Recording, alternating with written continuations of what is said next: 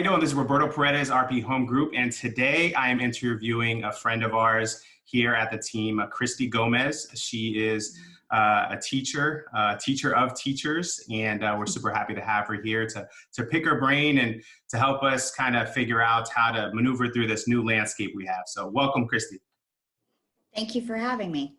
Absolutely, absolutely. So for those of them out there that don't know who you are, can you just kind of give a short bio? Sure. I'm Kristi Gomez. I work with Clay County District Schools.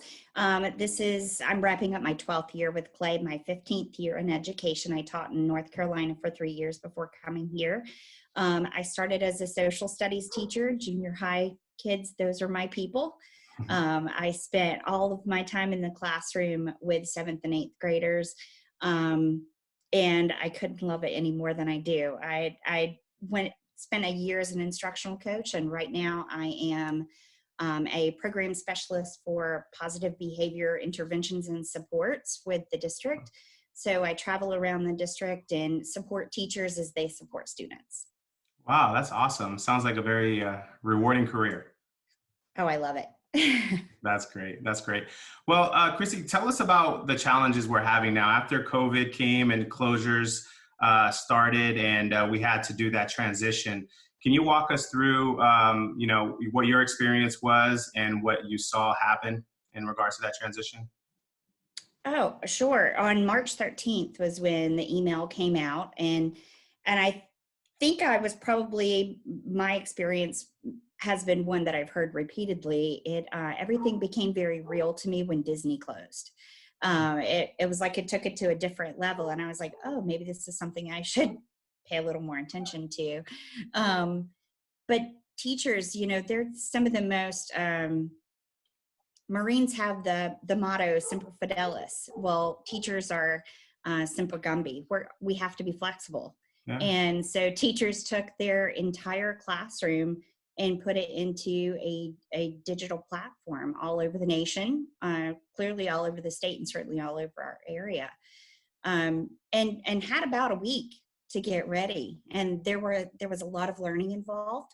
There was a lot of sleepless nights. Right. There were probably a few tears shed along the way, but what was never missing was the desire to do what was best and right for kids. And we all saw that was what we needed to do at that time. So teachers did what they always do. Educators stepped up, rolled up their sleeves, and got to work.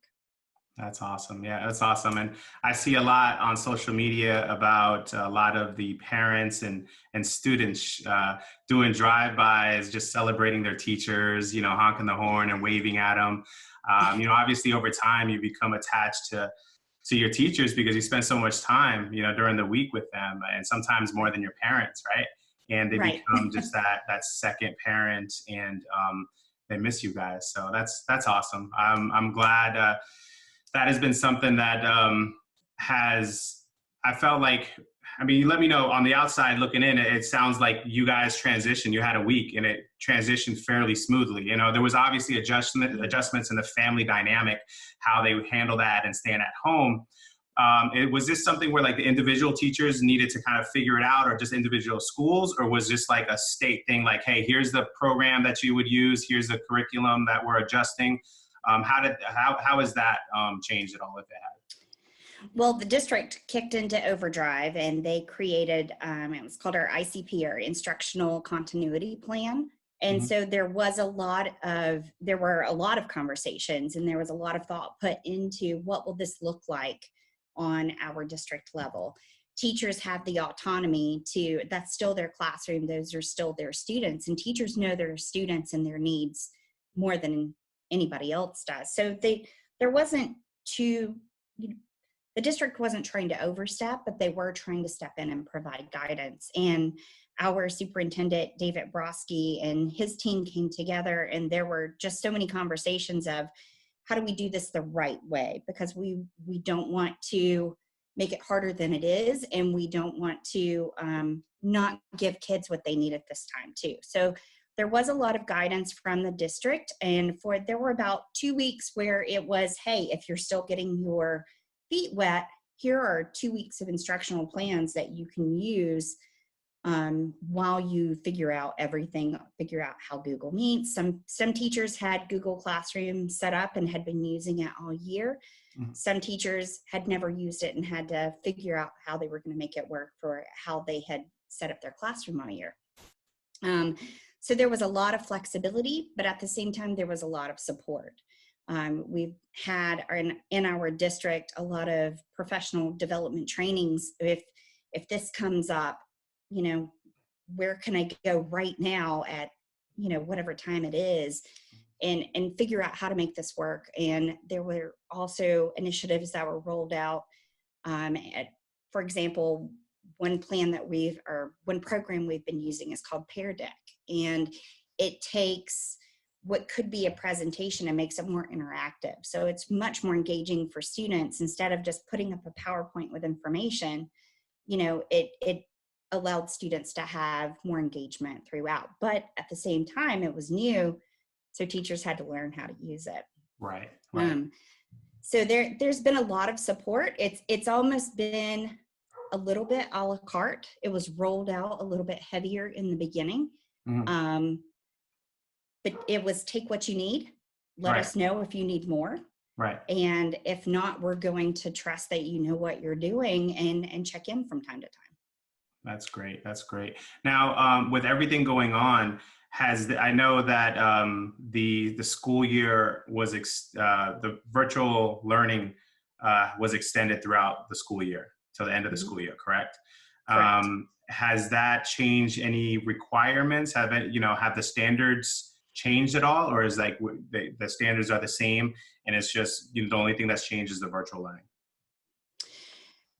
I would say probably there were more that were relaxed. Gotcha. The standards themselves, the academic standards, and the benchmarks, those didn't change. Those come from the state.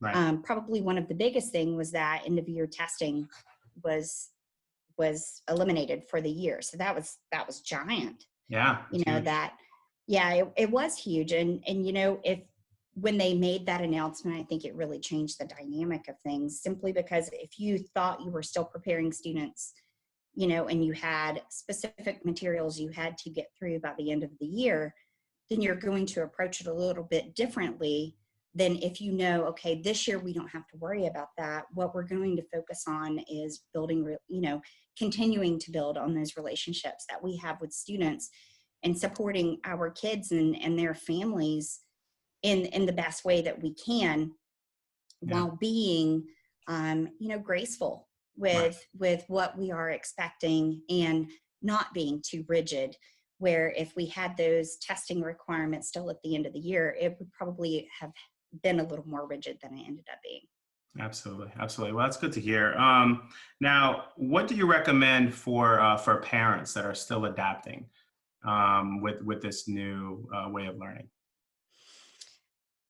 I think the most important thing, I can speak for myself as a parent, what I had to do was get an understanding of what teachers were expecting.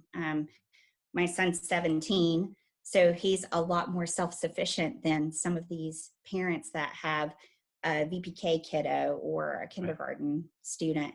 But it still was important that I was on the same page as my son and his teachers, so that I understood what was expected of him. And then we talked it through and we developed a plan. I know every day he's going to get up and he's going to get dressed and he's going to sit in the same spot each day, and we're going to go through the same thing. We're going to click through the same way so that we make sure he's not missing anything. Probably I would say the most important thing was to remain patient, to remain calm, and to stay in contact with not only my son, but to stay in touch with his teachers. If we didn't understand something, if we missed something, to stay in constant communication with the teachers and let them know. Because I think the most important thing for parents to remember is that we're not expecting them to step in and be experts in that content area. Right. You know, you're still the parent and we're still the educators. So just remember to have grace, remember to be patient, remembered that relationships are much more important than an assignment at the end of the day. Yeah. And so one of the most impactful things I saw on the internet was, in 20 years, my son's not going to remember what assignments he did during the pandemic, but he will remember how he felt, and he will remember who was there and who supported him.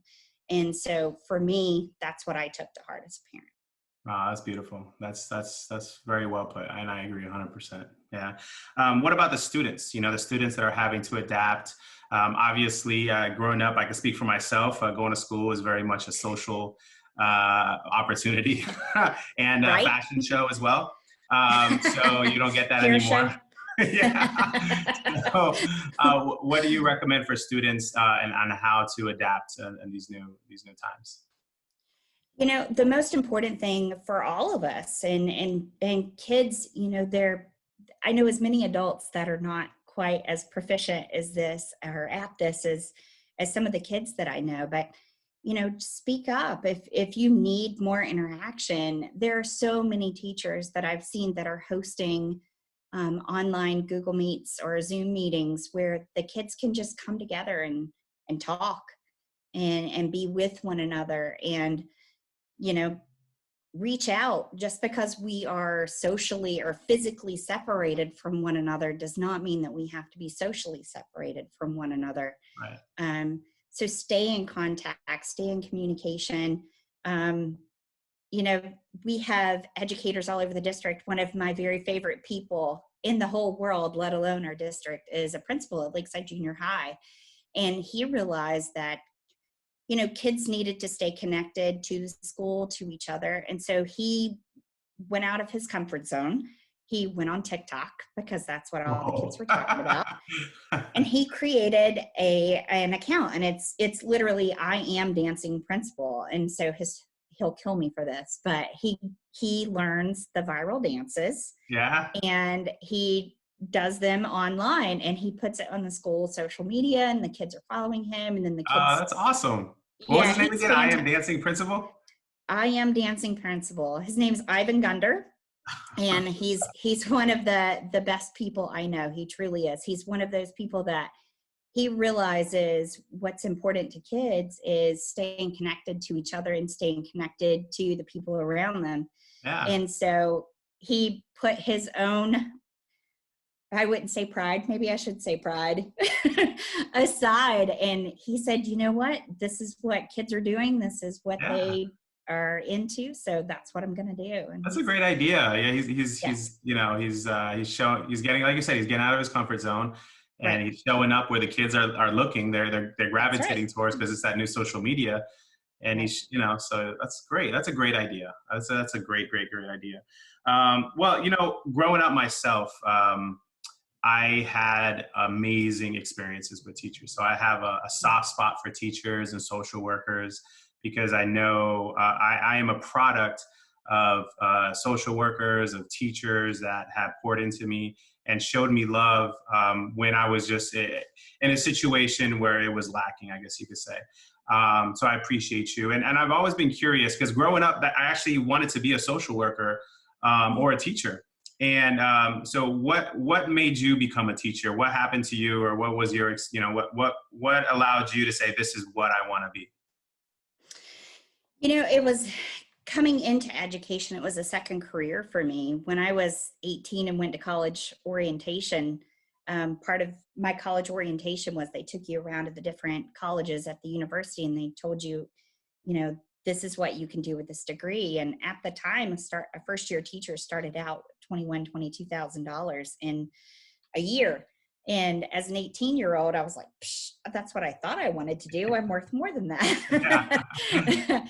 So I went a different route. And, you know, I always found myself drawn to helping others. And I always wanted to be the one to step in and say, you know, how can I support you?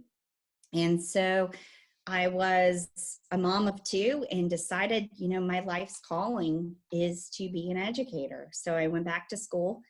And I think probably one of the stories that really stands out with me is at the beginning of my internship. It was my final semester at UNF. And the dean of the College of Education had us take a piece of paper and write down 4 reasons that we wanted to go into education. And then she had us prioritize them, you know.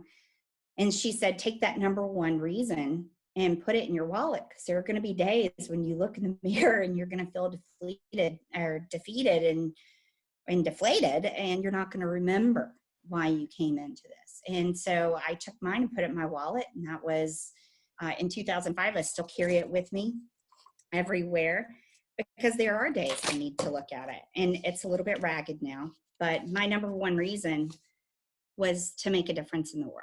Oh my gosh, that's amazing. I love that. That is great. So when there are days when I can't remember and I just hit that wall and I'm like, why am I taking away from my kids sometimes to, give of myself to others?